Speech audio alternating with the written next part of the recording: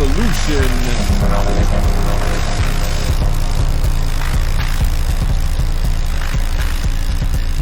And today on the podcast,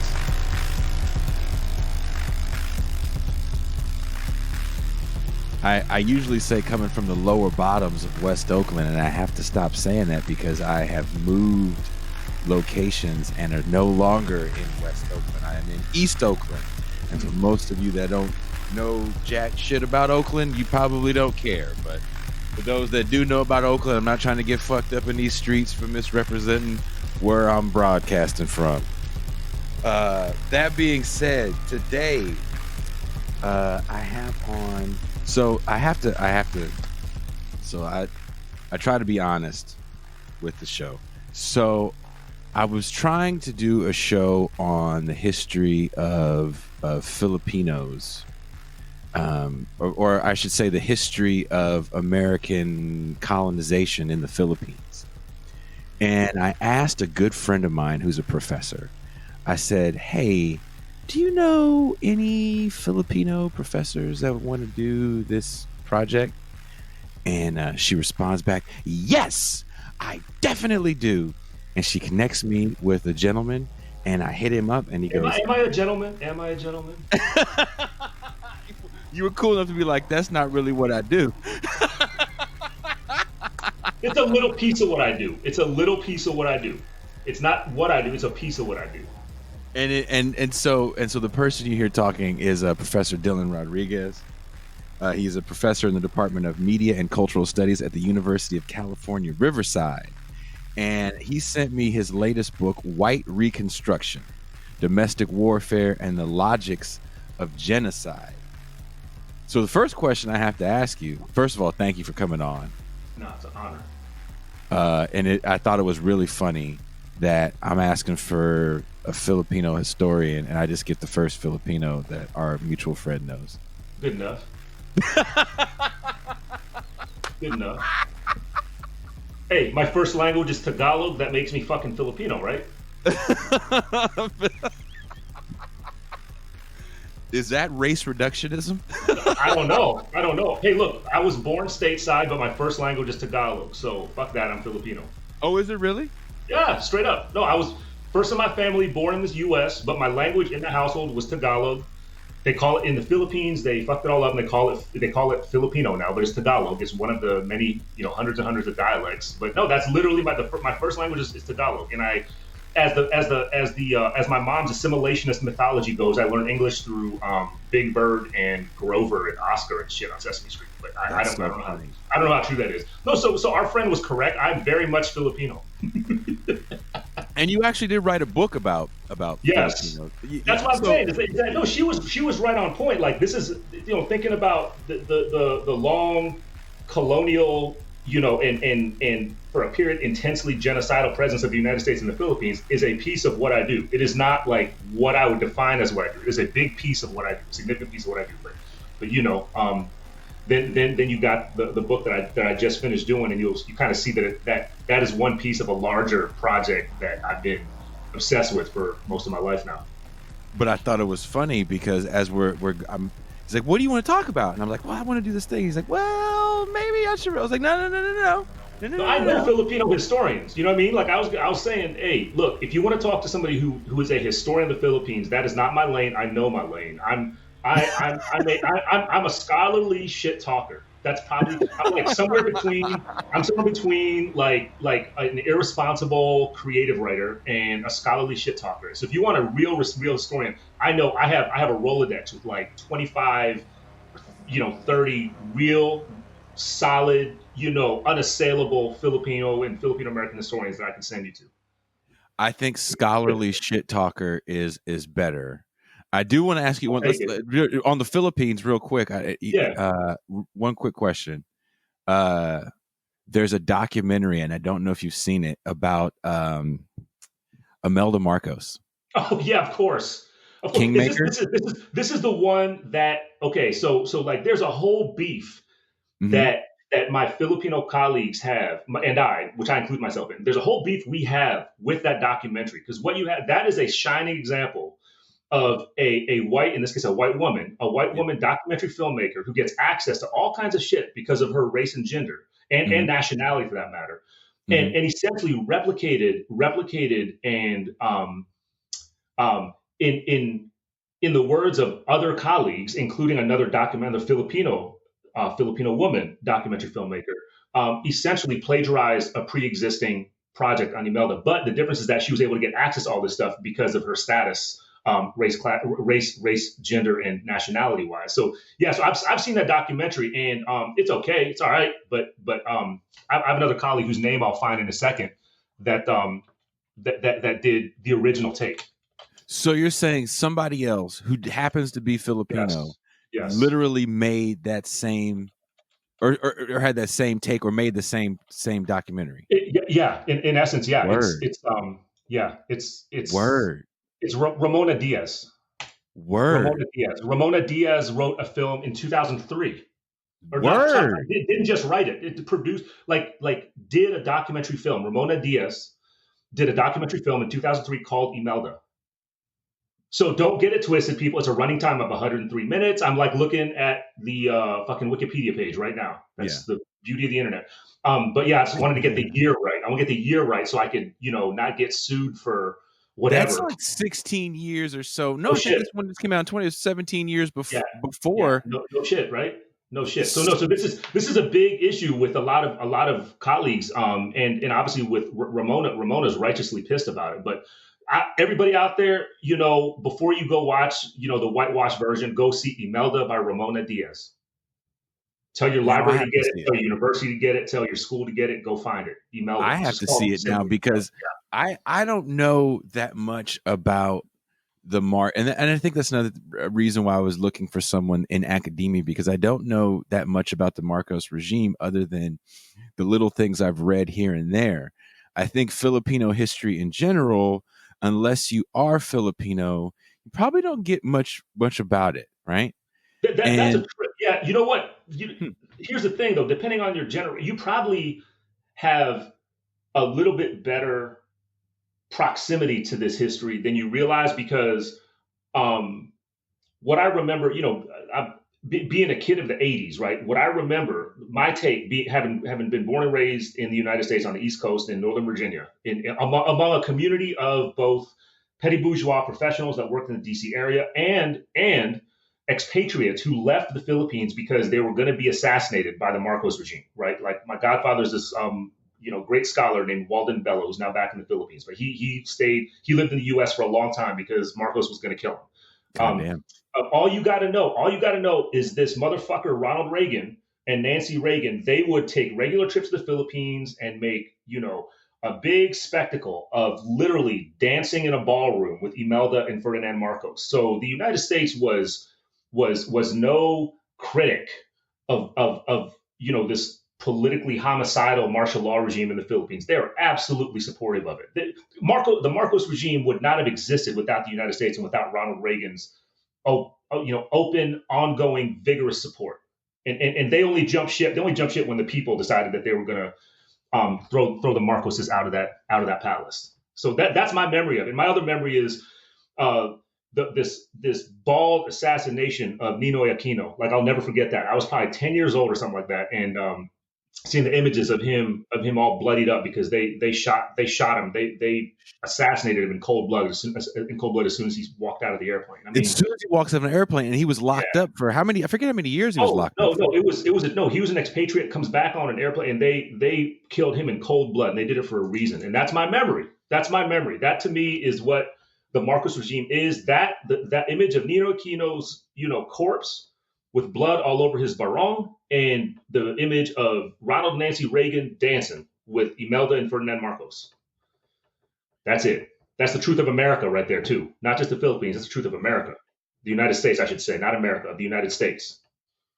And two, let's, if you don't mind, can we stay on this for a little bit? Yeah, of course. This shapes everything about what I've done and how I think since I've had memories. You follow me? Since I've had memories. So this shit is central to it, right? Like the route that I've gone as a teacher, a writer, and all this other kind of stuff. Like, it is shaped by everything that we're talking about right now in these first 10 minutes. Now, I don't know if I told you, I have all these beige children that are half Filipino. Right on. So I feel like I should know a little bit about the political goings on of where their mom's family is from. And my ex-in-laws don't really talk about it too much. And they definitely watched a fair share of news coming from the Philippines. Whenever I would come over, I'd always, watch some of that. And I do follow some sites like Rappler, right, for some news on the Philippines, but I don't really see too many people talk about it in mainstream media, other than when Duterte says something like super crazy. Yeah. Maybe it's repeated on mainstream media, but almost in a comical way. Kind of like, look at this silly dictator of this oh so funny banana republic. Yeah. But when you watch that, even again, I haven't seen the original documentary, which I now have to see. That scene where Aquino steps off the plane and is murdered is really powerful. Yeah. And really frightening. Yeah. Now, was he a true leftist in the sense of being No, he was not. He's not what I would call in any way a leftist, right? He was somebody who had widespread support simply because he was for a semblance of liberal democracy. Like, you got to give him credit for is that he was a militant critic of martial law, a militant opponent of martial law. Now, in terms of his own politics, like, I wouldn't categorize him as left in any way. Just like, Cory Aquino, his surviving spouse, she was in most ways, when she became president, people wanted to, kind of iconize her, especially upon her passing. But she was, if anything, she was an antagonist of the Philippine left, right? And really, but Ninoy Aquino's significance is really just it's as much about the unapologetic kind of politically repressive terror of the martial law regime as it was about his own politics. I would argue it's probably more about that. It's more about overt, unapologetic state terror, because that assassination will never die in the minds, in terms of the image of it, the meaning of it. In fact, I think you don't have somebody like Duterte doing what he does without that particular moment in kind of the last half century Philippine history. You don't have, because what it shows is that if the Marcos regime will do that, well, shit, this Duterte, he's going to just start declaring war on people who are addicts, which is literally what he's done. Right? He's going to start killing people in the street who he decides, and his people, his cops decide, he will just mow them down in the street unapologetically and win a significant popular support to do so. Right, because that's the difference, is that with the assassination of Aquino, you'd have to talk to somebody more qualified than me, but my sense of it is that this was not something that necessarily had broad popular support, that assassination, right? But what it did was it had a broad popular effect.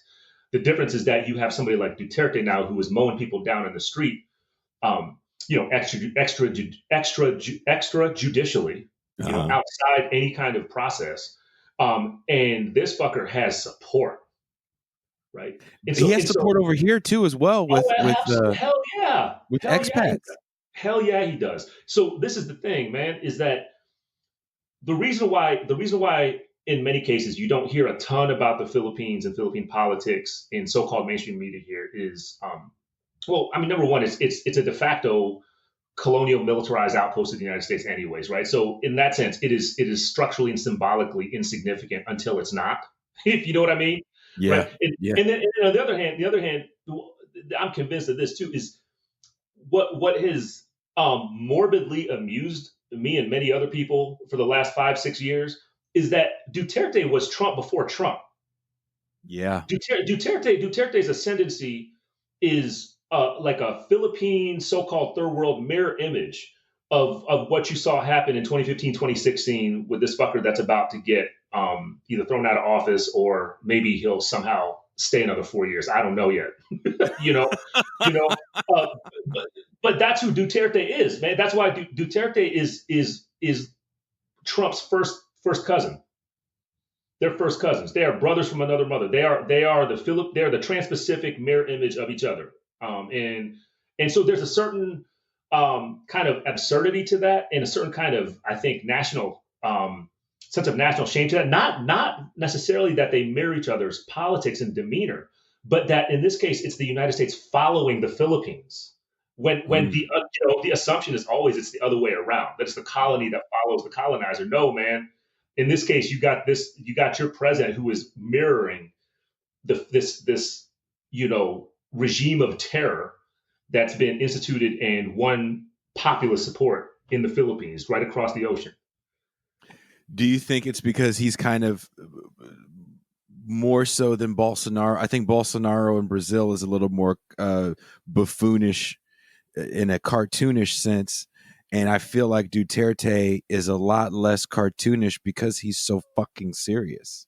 Because Duterte rules on terror. And there's there's a reason why fascism is such a persistent force in modern history, right? I mean, there's something about this kind of romance with state terror that liberals and even people that think about themselves as far to the left of liberals, right? They don't take it seriously enough. There's something that is seductive to people about unapologetic, persistent, normalized exercises of state terror. There's something seductive about it, and it's not. I don't mean seductive in a kind of necessarily in a happy sense, right? Yes. I mean, it's seductive in the sense that people feel like they need to side with that. Yes. Right. And I'm not even saying people necessarily feel empowered by it. Right. Sometimes it's the opposite. Sometimes they're scared shitless by it. Right. But they're like, oh, fuck, I need to side with that. And I see that the shit that has, if you want to segue to a broader conversation, I mean, that's what I see. That's what I see happening around me all the time in recent days and months. I definitely saw it. That was the first thing I saw. So I'm getting ready to do a show with one of your fellow professors at the University of California, Riverside, Mike Davis, on whatever day that Capitol riot was, the 6th. January 6th. And I send him the email link to get on the show, and he goes, "Hey, man, we're going to have to reschedule because I'm watching this shit go down at the Capitol." And so that's where Mike and I differ. I would have said, let's do this shit live right now, and have the sounds of these fucking right-wing white nationalist, multicultural white supremacist cops in the background trying to do their coup. And let's have it right now. Let's talk over it right now. Hey, all respect to Mike Davis. I'm just messing with him. That's where he and I differ. I tend to tune a lot of that shit out, right? And my mom sends me a message, and my mom goes, "Hey, are you watching what's going on?" And now that my show just got canceled or my whole day is off, I'm like, "What the fuck's going on?" And I turn on the stream of whatever it was, CNN or whatever, and my mouth dropped open. Yeah, right. Because they were in the Capitol building. And all of a sudden, I'm seeing kind of a bit of a reductionist conversation, which which was like, well, if this was BLM, I was like, first of all, these are the same people that drove to Kenosha, to protect police. You want to talk about false equivalence, man? You want to talk about a false equivalence? Like, we can't even that comparison that's all over MSNBC, CNN, even Fox is doing it, right? Like, it's everywhere. People say, oh, if this was BLM, there is no BLM. There is no BLM that is remotely comparable to anything that you saw happen on January 6th. Thank you. Right. If this thing that y'all are calling BLM, if it comes within 90 degrees of separation from what you saw happen on January 6th, there is no more BLM. There's now an open campaign on Black people in an explicit way, as much as it's been normalized and implicit for 5 fucking centuries. You know what I mean? And then then I fucked up, and I watched the video of that woman get shot. I clicked something. That's right. And I don't know if you saw it. I did see it. Anyone that's watching, I'm not going to suggest anybody watch it. This is how I feel. I don't like watching snuff films of people that look like me dying on TV. Yeah. And people getting executed by the state, not a fan. Yep, me too. I'm with you. And also there's what's the word? Schadenfreude. Mm-hmm. There's a little bit of that going on to a degree, but we have to understand that it hasn't worked out real well for the U.S. when they open fire on their own people. Yeah. And we have a history of doing it. You can go back to the Bonus March. You can go back to Kent State. Yeah. It doesn't work out real well when we open fire on our own people. And both of those situations I just mentioned was white people getting mowed down. Well, hey, look, that's why I will make a humble and modest revision to your statement. There is no we here. There's no we here, right? Here's what I see. Here's what I saw when I witnessed that video of Babbitt being shot by the Capitol Police, right? This is before the information came out about her biography and who she was, and that moment was an intra-police conflict. That's how I saw that, right? And I'm not saying, and again, state terror, state violence, homicidal and otherwise is what it is.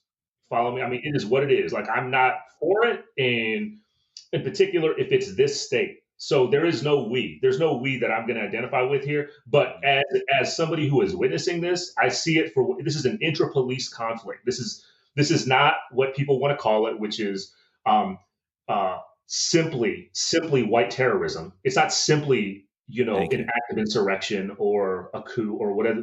That is not simply what it is, right? This was a that's just the letter I sent to American Studies Association membership this morning, because I'm currently serving as president of the American Studies Association. But one of the things I felt obligated to respond to was some of this liberal progressive kind of reaction, a lot of pearl clutching, right, around trying to recuperate some kind of faith and optimism in the promise of the United States of America's national project and its government, its state form and all this shit. It's like, no.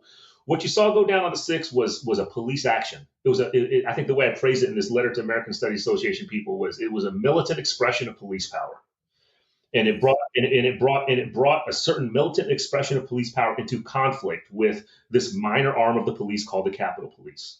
And the reason why the more information that comes out, the more it affirms what I'm arguing here, which is that I just read, I think late last night, maybe early this morning, that the sergeants at arms in Congress, that they insistently and stubbornly delayed any call to the National Guard, despite the pleas from the Capitol Police, for at least an hour after the Capitol had been taken siege by these self-declared patriots, right? So it's like yeah, it's a conflict. It's an intra-police conflict. They don't know what the fuck to do. And what's so crazy about it is their leader, who they went there to support, bailed on them and watched the shit from a fucking bunker drinking champagne. And there's video of it. They live streamed the shit. Hey, Jason, he wasn't drinking any fucking champagne, man. He was on Big Macs and Diet Cokes.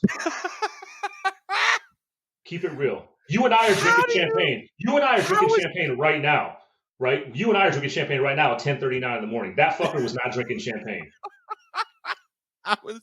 I saw a little bit of it because a friend posted it. My co-host on a live stream, Pascal Robert of Black Agenda Report, he posted it. All right, bar, hell. Shout out to Black Agenda Report. Badass. We got to get you on the live stream. They're on my homepage. Yeah. We got to get you on the live stream. Right on. So I'm watching this shit, and we're talking about it. We did a big show Saturday with a bunch of cats and talked about it. And I have a friend, and I haven't spoken to this woman in some time, and I knew her through my ex. Nice woman. Never had any problems. Here we go. She's taking pictures, Dylan, from the shit. She's taking selfies from the top of the Capitol, and it looks like it looks like a picnic. Yeah. I didn't know. Hey, Jason, that's what fucking lynchings look like. Right? I'm not trying to, talk. I'm being real. Talk. That's what lynch photographs look like. Before we had the word selfies, the most famous postcard, the most famous lynching image in the history of the United States looks like a fucking selfie, doesn't it? Yeah. Where the two brothers are hanging and everybody's kind of like, it looked like that. And I was shocked, first of all. And the comments on the pictures that she's posting are not positive. I think her group of friends are shocked, and I don't know what sent her down whatever right-wing rabbit hole. Again, I haven't talked to this woman in some time.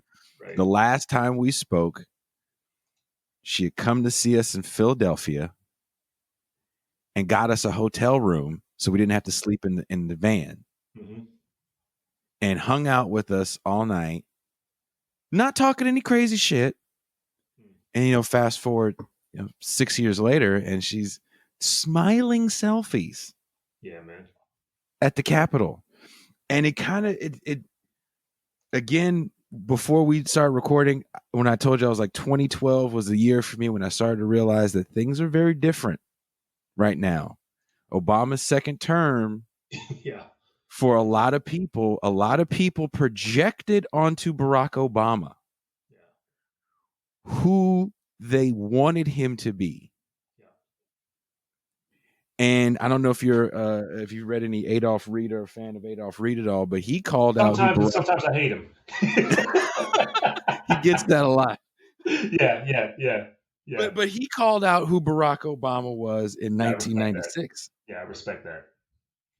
And it, whew, it's crazy. It's crazy to see kind of this backlash now that people have. Like, I think that, and you may disagree with me here, there's all these figures about all these people voted for Trump. I was like, people talk a lot about how horrible of a candidate Hillary Clinton was, and that was a big reason why Donald Trump won. Right. I feel that same way about Joe Biden. Yeah. I think he was equally as horrible as a candidate. Yeah. And there was a lot of people that did not want to vote for Joe Biden. But on the same hand, they didn't want to vote for Donald Trump. Yeah. I mean, this is part of the dilemma, right? Is we got to figure out what the fuck to do with electoral politics as this disciplinary action against people who have radical imagination, who want fucking freedom, who want some version of liberated self-determination, who want an abolition of police terror, of anti-black state violence, of anti-blackness generally, of fucking colonial power. Like, these communities of people, it's first of all, we got to stop using that phrase preaching to the choir all the time. Number one, is disrespectful to people who actually preach to choirs. And that's number one, and that's real, right? Like, because I know people who actually they fucking preach to choirs, and that shit is an art form, it is a discipline, and it is complex. It's not like you just have people approving you all the time. There's fights when people preach to the choir, right? Thank you. That's number one. And number two, I'm not sure that the choir is singing the same song. I'm not sure that they are of the same religion. I'm not sure they're even fucking religious, right? So we got to stop with that metaphor all the time, because it's just, number one, it's trivializing, and number two, it's dangerously simplifying. And what you just said speaks to that. I'm gonna send you something in a minute, but I remember how I felt during the first Obama campaign, kind of knowing he was probably going to win, right? And then he wins in this big sweep in 2008. And I should have sent this to you before we started recording, but I wrote a polemic. I think I called it "Inaugurating Multiculturalist White Supremacy" is I think what I called it. It was something like that. And hey, I had nowhere to publish it. I was just pissed, and I was frankly, I was like, in my own little arrogant way, I was like disappointed in my colleagues and my friends and others who were way too invested in Obama, like it was meaningful. Like it was meaningful put it this way, like it was meaningful in ways that it really wasn't, right? I understand how it's meaningful, right? But that it was meaningful in ways that it wasn't, and it never could be. And anybody who was paying even modest attention to something that we want to call U.S. history would know that, right? And it was to say that there's something horrific about the force, the disciplinary force, the dumbing, stupidifying force that, and by stupidifying, I don't mean it's stupendous. I mean it makes you stupid, Yeah. right? The way that electoral politics exerts on political imagination among people who see themselves as beyond this kind of fake ass liberal conservative spectrum that defines mainstream electoral politics. And it's really not even that, right? Like it's really just versions of conservative, neoconservative politics, or some neoliberalism mixed in. I mean, that's really what it is.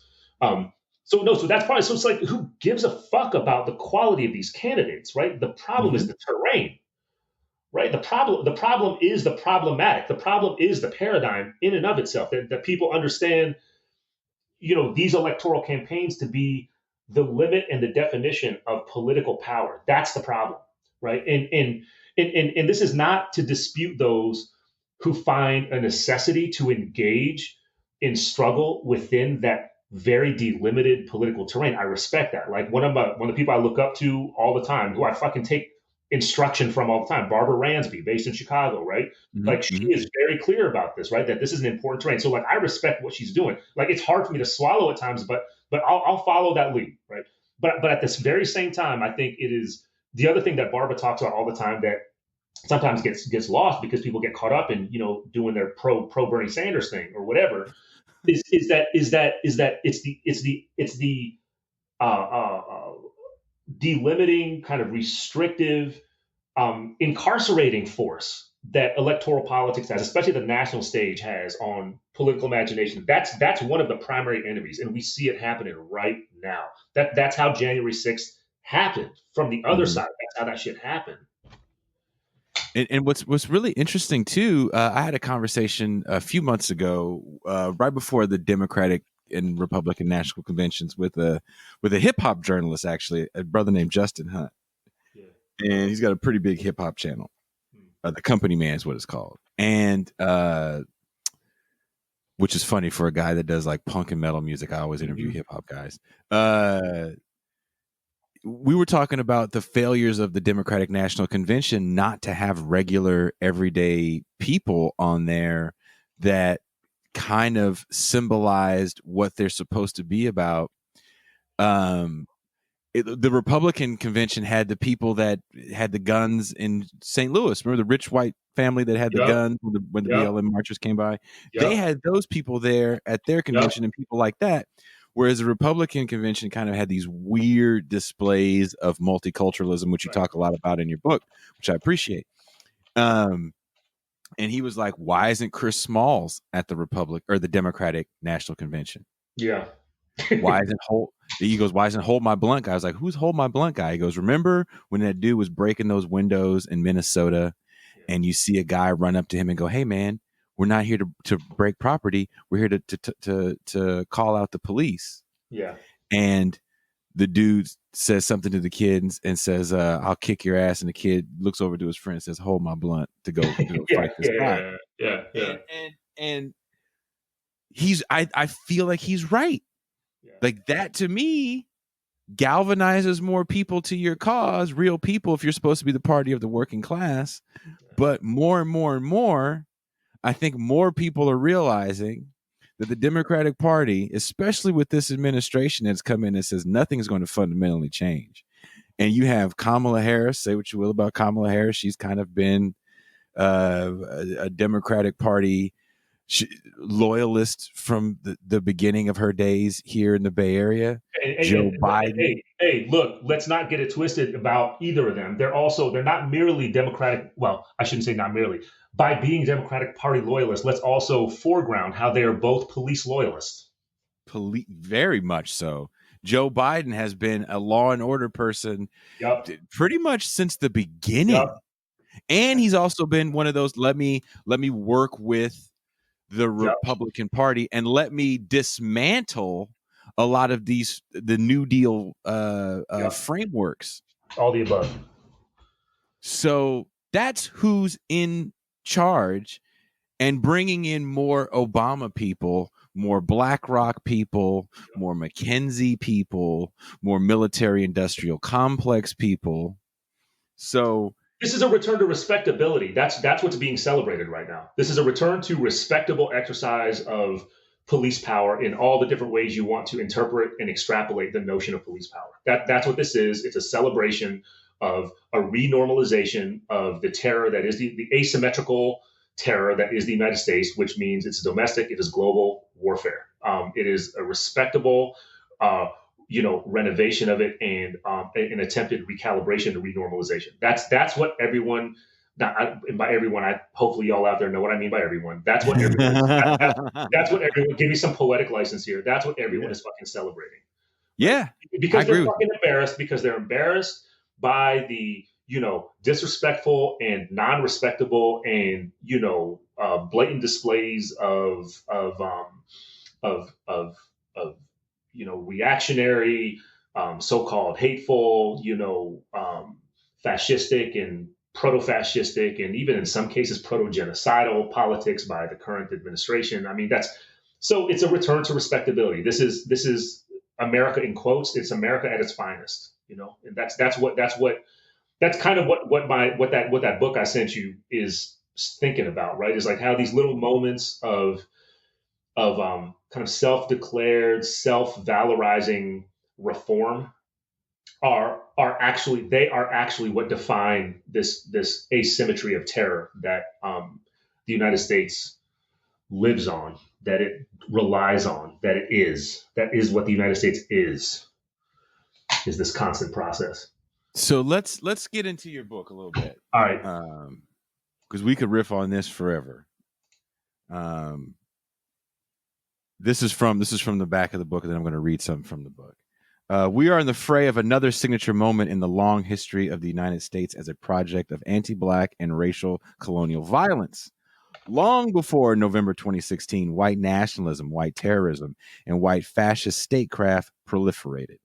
Thinking across a variety of archival, testimonial, visual, and activist tests from Freedmen's Bureau documents and the Join LAPD hiring campaign to Barry Goldwater's hidden tattoo in the Pelican Bay prison strike, Dylan Rodríguez counter-narrates the long post-civil rights half-century as a period of white reconstruction, in which the struggle to reassemble the ascendancy of white being permeates the political and institutional logics of diversity, inclusion, formal equality, and quote-unquote multiculturalist white supremacy. Man, I think everybody just tuned out listening to you read all that shit. No, they did not. I read this shit very well. I'm going to send you $5 for reading that. I appreciate that. So there was a chapter you have in here called Mass Incarceration as Misnomer. And our mutual friend and I'm going to try not to name her because I don't know if she wants me to call her out, because I'll call that motherfucker out. We have conversations about, and she's a prison abolitionist, or was a prison. I'm assuming you don't. I don't know, without a doubt. I'd say you still are. I don't think you just wake up one day and be like, I'm prisons, yay. Yeah, no. Our friend is a longtime person that's been engaged in that abolitionist struggle before it was cool, before it was sexy, before everybody in way before the media decided they wanted to call themselves abolitionists some kind of weird way. No. She's an old head. She's an old head 21st century abolitionist. She is that. And I read Michelle Alexander's New Jim Crow. I didn't read it right when it came out. Right. But I did read it way before the documentary 13th. Mm-hmm. Not that I'm better than anybody. Context. Right on. But I followed up on that book with James Foreman Jr.'s Locking Up Our Own, which I thought was a much deeper dive. And I don't know Michelle Alexander. Maybe you do. I don't think she wrote that book to be the definitive text on mass incarceration. Yeah, I think I agree with you. I read the book when it first came out. I was actually on a panel with her. I mean, the book was just fresh out off the press, and so I think I was probably one of the first group. I probably was in that first group of people who read the book. And I said this to Michelle on the panel we were at. I'm sure she doesn't remember this because she's been on like probably tens of thousands of panels since then. But it was at UCLA. It was a commemoration of UCLA's kind of inauguration of their what basically is their ethnic studies compendium of departments and programs and whatnot. And I was on there on a panel with Michelle, and I expressed to her how puzzled I was by one particular aspect of her book, because I had kind of like I had a set of critiques of her analysis in terms of where her analysis was going, and also of her of the substance of what she was drawing from. So I'm not going to get into that here, but I will just pick on one particular thing that I keep picking on, because I think to her credit, it got her thinking at some level about what she was doing. But early in that book, she makes reference to a document from the National Urban League of all organizations, right? As a Black organization, it is not one of the more radical ones. It's to the contrary, right? It has to be fairly conservative, very respectability oriented, whatnot. But she quotes from a document. I think it was a white paper or something like that. But it was a publicly available document that the Urban League put out in the early to mid 80s, and they were calling out the kind of early stages of the so-called war on drugs and kind of what we now call gentrification, but the anti-Black versions of gentrification that were unfolding rapidly during that period of time. They used the term genocide. They used the term genocide in the document to describe what was happening to Black people in the United States as a direct outcome of what the state was doing in its policing, criminalization, and incarceration infrastructure. Right? They said this is potentially genocidal against Black communities around the United States. I'm paraphrasing, but they use the term genocide. And what was stunning in reading that, it was, number one, it's the first I had read of that particular document, right? Like, I know I'm familiar, I'd argue I'm probably deeply familiar with the long history of Black radicals and Black revolutionaries who use the terms of genocide to describe the condition of the United States and its global reach, right? So there's that. But this is the first I've read of the National Urban League using that term. And then there was no follow-up. There was no analytical follow-up to that statement by the Urban League in this book, right? And so the question I posed to Michelle at that time was, well, Michelle, what would happen in your book if you actually followed through with that analysis, right? Or just took it seriously as an analysis of what's going on here, that calling it the new Jim Crow, which people forget, the book disavows the analogy in, I think, the next to last chapter, right? It says it's really not a new Jim Crow, right? Shit is much better now, and Black kids can try to be president. Like, she literally says something like that, right?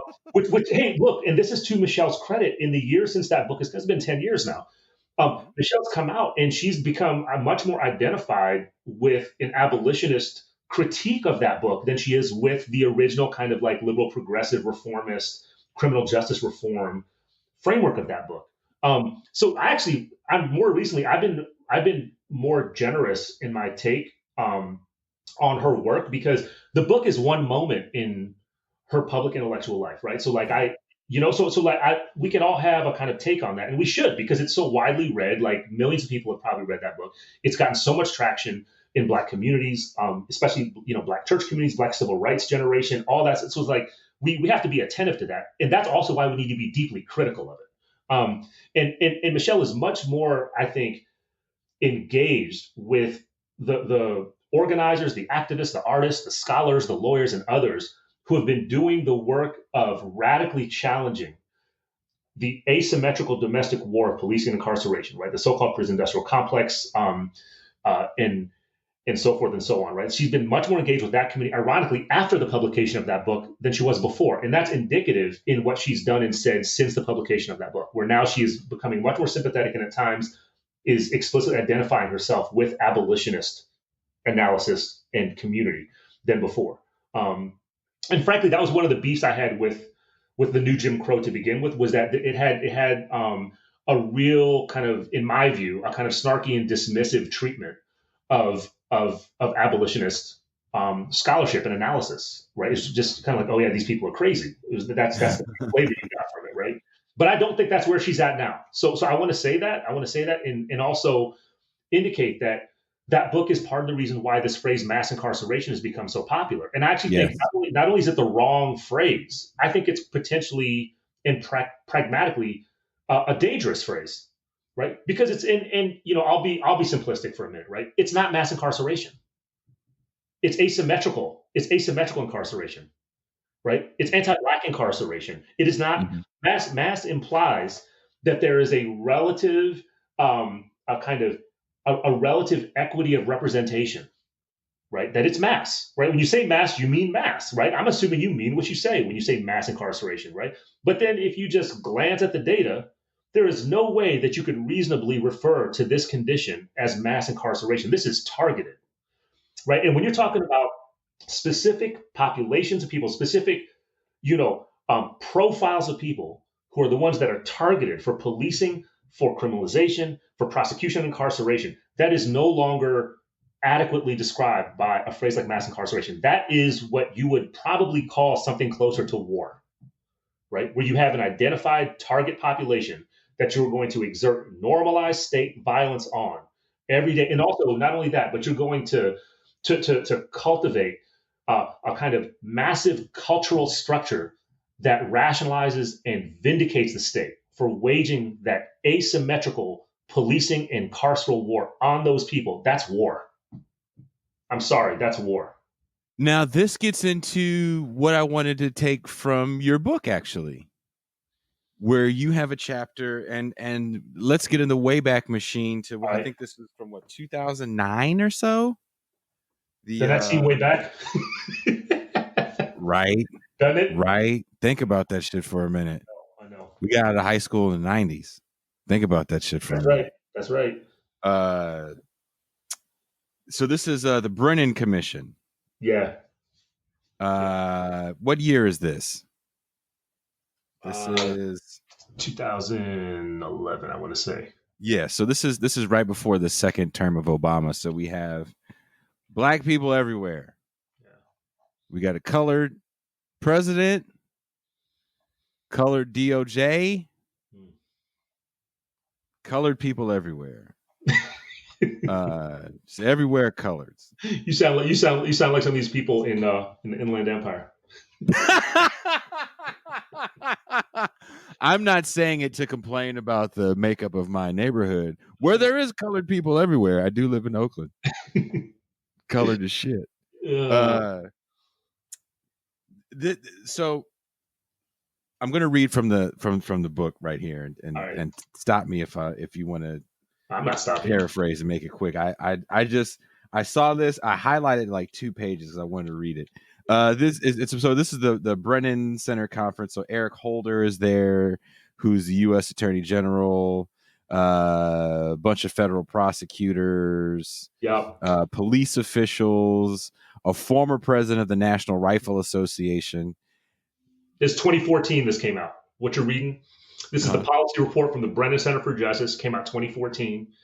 Y'all listening can find it online. It's called Federal Prosecution for the 21st Century. That's the document that Jason's about that I'm writing about. That Jason's going to be, I think, reading from. Yes. So you have a former chair of the American Conservative Union. So this is some law enforcement talk, right? This conference offers an opportunity to assess the way federal prosecutors can shift priorities. It will allow us to hear how state and local law enforcement can innovate so that safety does not come with the high costs of unnecessary incarceration. And it will gather the nation's top budget experts to explore how economic incentives can steer policy wisely or unwisely throughout the system.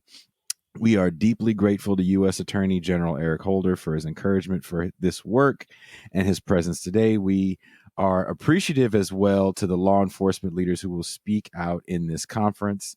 The Brennan Center works to reform the systems of democracy and justice.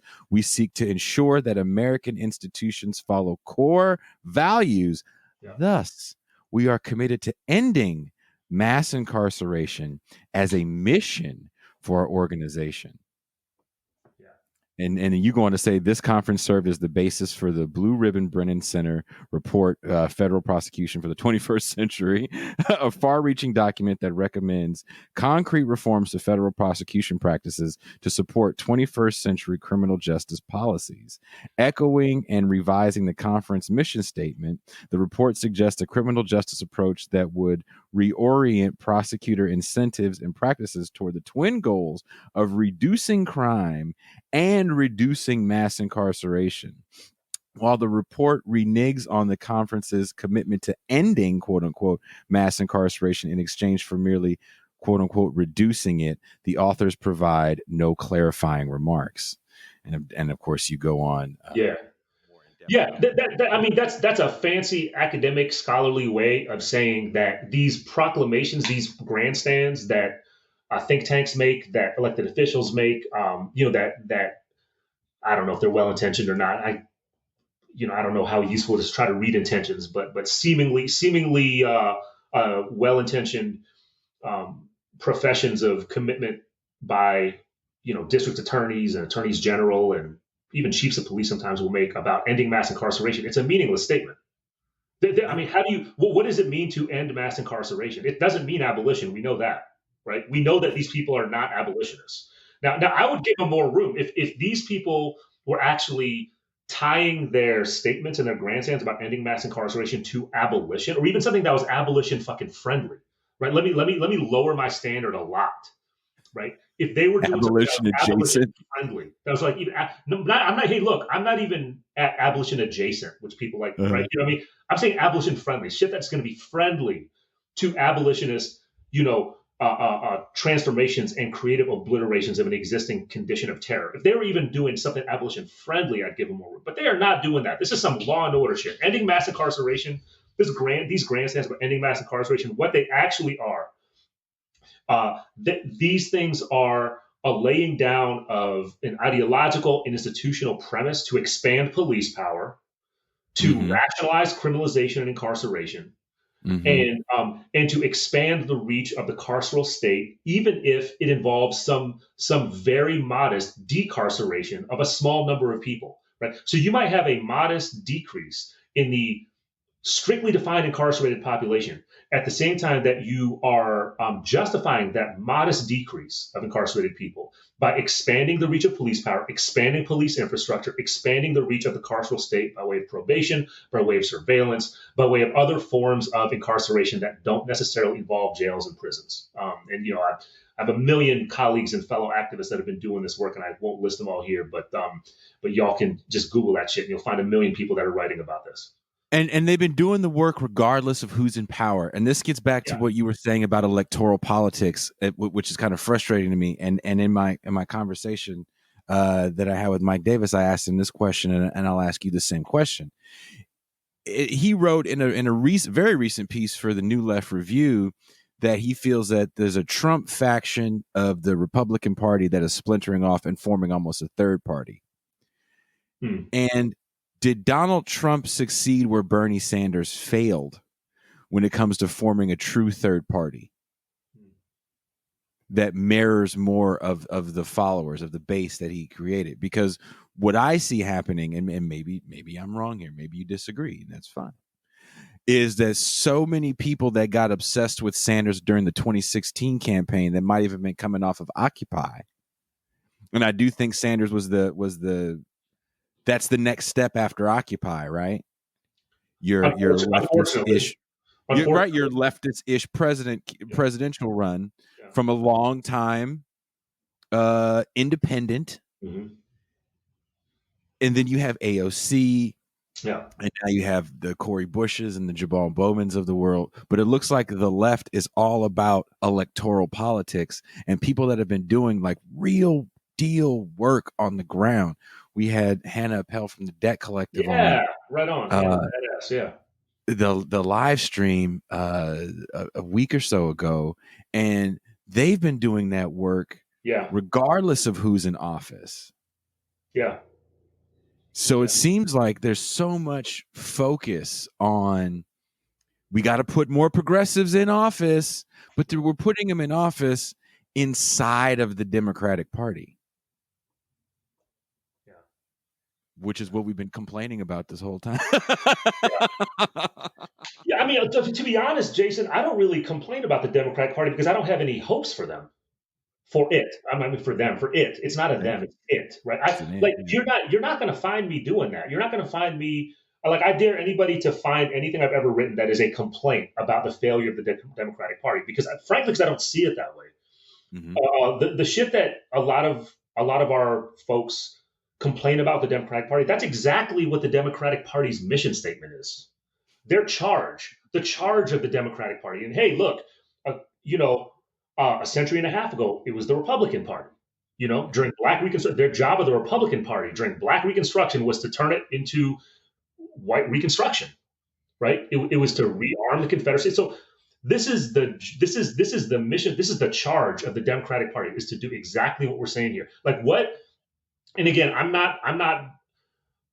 you could maybe convince me to vote for Bernie Sanders. I'll be totally transparent with you. Like I've voted in every presidential election since I turned 18. I've never voted for either of the two party candidates. I'll vote for somebody who I really look up to, who's dead. You know what I mean? Like, yeah.